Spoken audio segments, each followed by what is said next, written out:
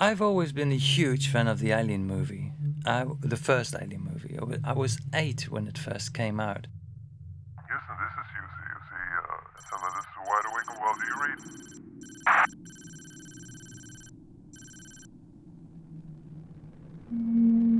Houston, this is Enceladus. Do you read? Arm state? Disarmed. And I didn't watch it until about I was 16, so I could watch James Cameron Aliens pretty much back to back with Alien. And I still think it's the best sequel to a blockbuster movie ever made. I think we were very lucky to have all these marquee directors making the Alien movies, although I didn't like the feel of Alien 3 at all, because I wondered who was thinking up these ideas. Why a prison planet in space? Well, why go there with the story? A wooden planet. Apparently this was a case of an executive being creative. That's the worst that can happen to any project. I did see Alien Resurrection, but I remember stopping the VCR during the basketball scene. I already was annoyed by the dialogue. Hey. Chill. Oh, please. You know I can't lay off the tall ones. Suddenly I was watching Nick Tortelli from Cheers in an Alien movie. I mean, he's funny and all, but it just didn't set the tone I wanted an Alien movie to have. H.R. Giger.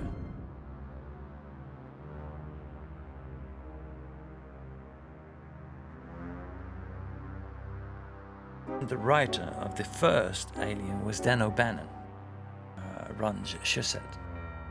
And what I liked about the first Alien was that eerie feel of something which was completely unknown. This is completely enclosed, and it's full of leathery objects like eggs or something.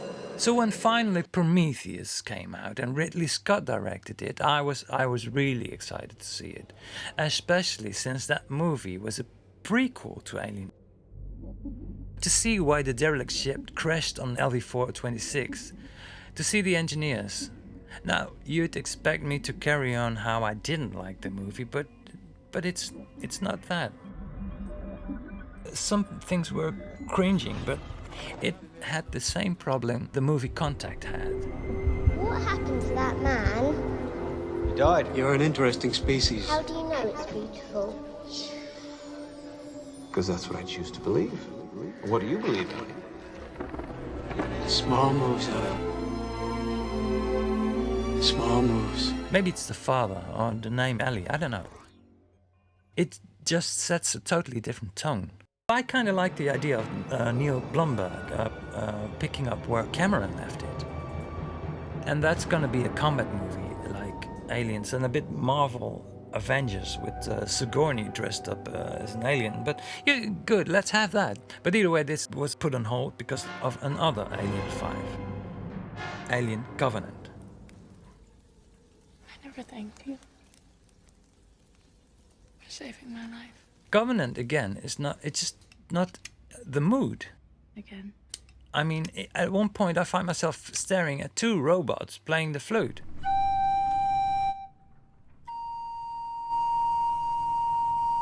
I mean, as long as you're shooting a bloody alien movie. Watch me. I'll do the fingering. I read the next Alien is about those Pompeii people seeking revenge as Robot David bombed their town.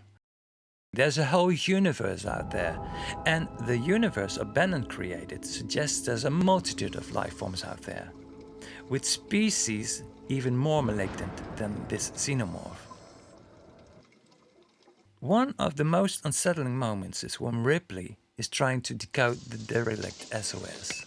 Ash, that transmission. Mother's deciphered part of it. It doesn't look like an SOS. What is it then? Well, it looks like a warning. Well, that's O'Bannon's writing. That's how you set the tone. This is not writing catchy one-liners like, Well, if you don't want to play basketball, I know some other indoor sports. I mean, but the time it takes to get there, they'll know if it's a warning or not, yes? this is just common dialogue.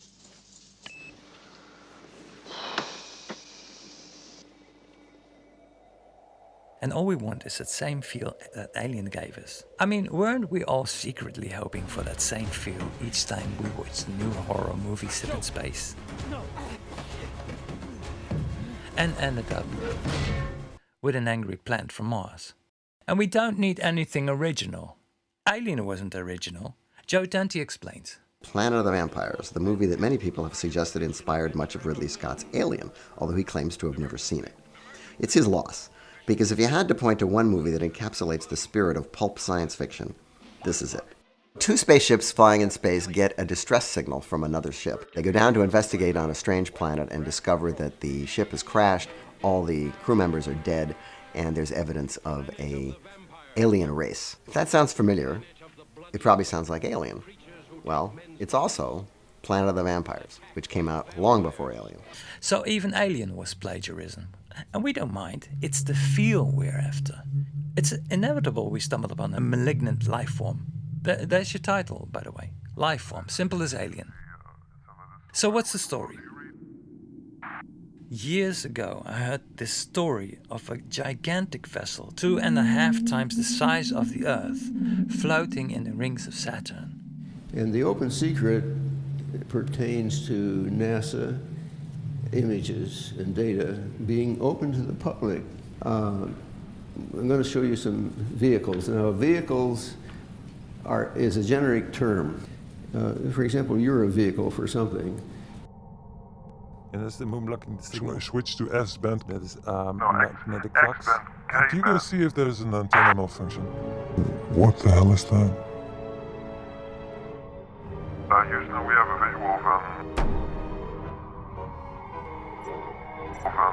unknown object in the outer edge of the F-ring, close to the kilo gap, possibly the transmitter of the Cassini emission.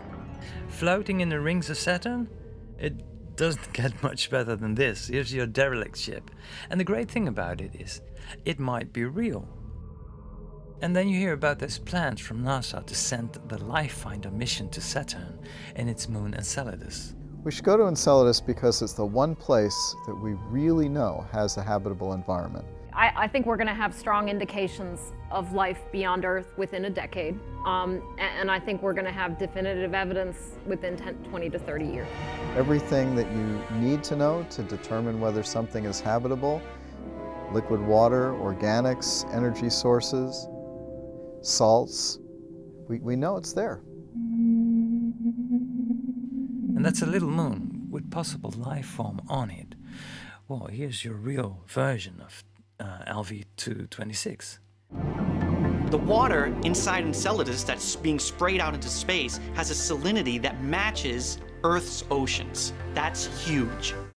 So the story basically writes itself. It's the second or third or fourth Lifefinder mission, about 35 or 40 years from now. And it's just a crew of 7 or 9 with a mission to land on Enceladus and investigate any bacterial life in its oceans. So after being in torpor for 2 years, they awake and fly by Saturn's rings. And they cannot contact Houston. And initially they think it's Ceres or the Earth moon blocking the signal. Instead they receive the Cassini sound emissions on all bands. So having no contact with Earth, they proceed to separate the Lifefinder module to Enceladus, and with 57 hours to rendezvous, the crew, which is orbiting Saturn, sees this gigantic vessel in the F-ring floating. And because this vessel is emitting the sound picked up by the Cassini flyby in 2005, they use this 57 hours till rendezvous to explore the vessel. They come too close, they get caught in its curvature, and they make an emergency landing inside the vessel. Of course, they explore a little piece of the labyrinth of icy caves and find endless dunes with billions of bioluminescent lights. Bioluminescent organisms. Multicellular life. Like a crop field. As far as the eye can see. Amazing. And they just don't know what to make of it, assuming that there are plants. Careful. Enclosed with membranes surrounded by circulars and remnants. center a cluster of empty shells. Meanwhile, the other half of the Live Finder crew are under the ice of Enceladus, on the bottom of its ocean. And within the seabed, they also find these coral reefs with bioluminescent weed, with twigs and branches sticking out. And it's completely impossible to determine what it is they're looking at. Out of the sand shoots up this creature, but this one is so old it dies during its reflex attack. Well, what they are looking at is a large cluster of the so-called necromorphs embedded in the ocean floor of Enceladus, with only their legs sticking out of the coral. And they've got those luring lights, kind of like the anglerfish, so it looks like a seabed of lights. It attacks with its back towards its prey, wrapping itself around so its limbs and face are on the outside. And the guy who's attacked is immediately placed into quarantine because, obviously he's infected. There's a scene where all these worm-like parasites just burst out of all his pores, filling his suit and helmet. But what the rest doesn't know is that they are all infected anyway by the spurs of this thing.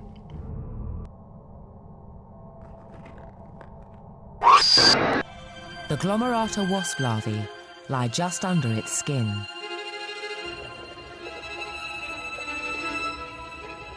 They have been careful not to touch a single one of its vital organs. These jagged jaws are for one job only. The larvae slice through the tough layers of skin. They release chemicals that paralyze the caterpillar. As the larvae break through, there is nothing it can do.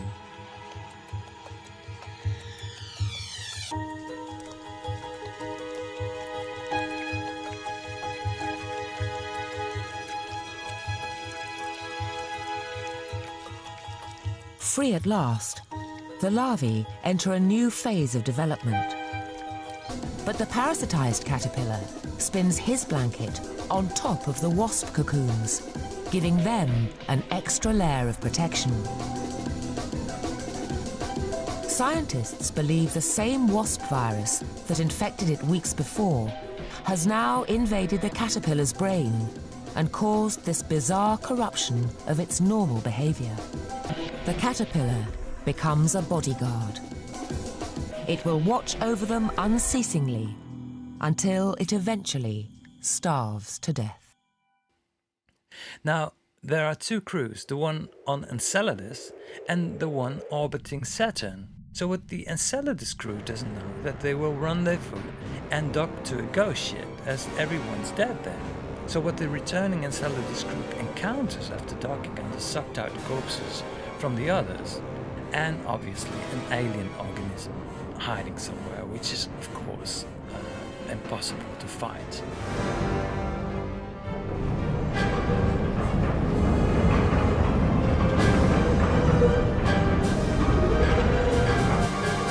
Obviously, they detonate the vessel. That has consequences because this alarms an entire race of so-called ringmakers. And they actually come from deep space.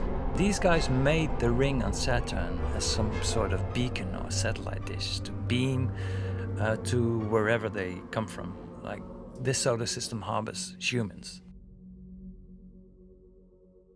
Who cares? The main thing is that all ingredients to relive the experience of watching Alien for the first time all over again. And that's what it's all about. And I guess this is actually the first screenplay in the 3D moodboard which has all these ingredients. And the great thing about it is that we can do it with a fraction of the budget normally used. This is why I did the movie Levine.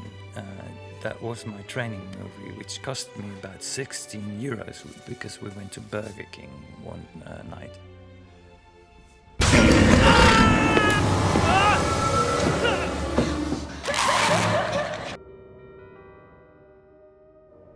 And Levine was shot in my backyard, just under my house and in my house. Your world.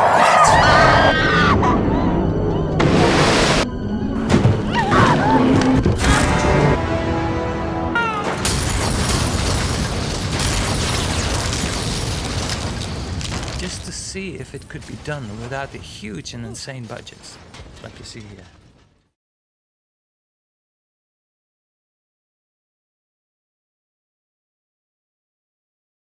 Yeah, no wonder this costs millions. Here, this is where they play the flute. And this is a scene from Levine. And mind you, there's no crew, no actors, no money, no nothing. Levine! Levine!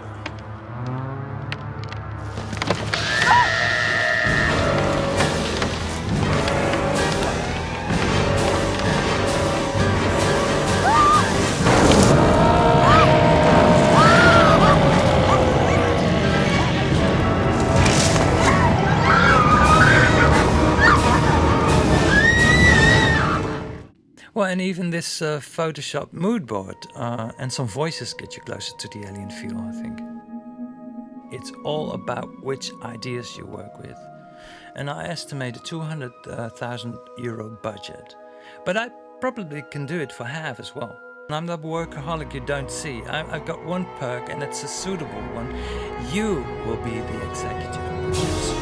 The hell with a real executive. So, if you are an avid fan of the first Alien movie, and just like myself are craving for a movie which is just that. I know you want to see this movie as badly as I do, so we might as well do this thing together. And movies with these kind of stories, they don't fail. They become the next generation. And that's what we've been waiting for. So let's make a new generation of alien horror. Which is life form.